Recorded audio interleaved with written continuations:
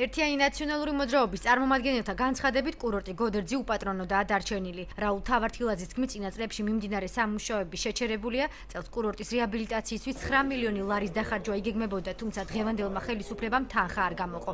უმცირესობის თქმით, ხელისუფლების უყურადღებობამ შესაძლოა კურორტზე სეზონის ჩავარდნა, ჩატარებული სამუშაოებისა და ინფრასტრუქტურის გაპარტახება გამოიწვიოს. 9 მილიონი ლარის სამუშაოები დარჩა სასატარებელი. გასაკეთებელია მეორე საბაგირო გზა. დასასრულებელია. დღესდღეობით მთავრობის მიერ არც ერთი ლარი არ არის გამოყოფილი იმისათვის, რომ აღნიშნული სამუშაოები ჩატარდეს,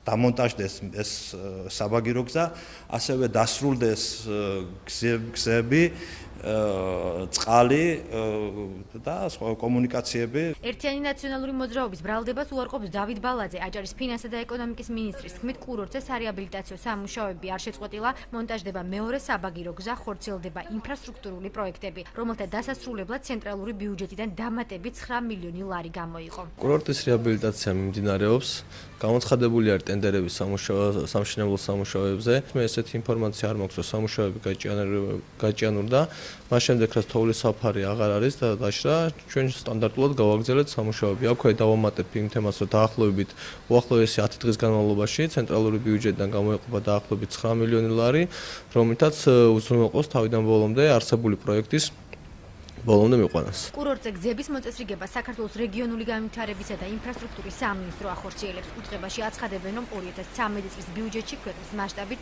გზების რეაბილიტაციისთვის 514 მილიონი ლარია გამოყოფილი.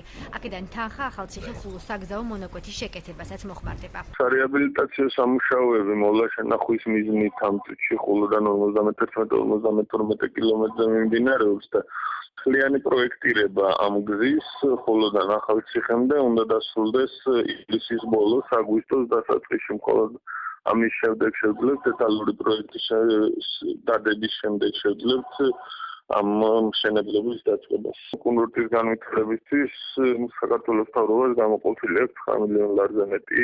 ამჟამად კურორტზე სათხილამურო ტრასების მოსაწყობა და კოტეჯების მშენებლობისთვის დამატებით ტენდერებია გამოცხადებული.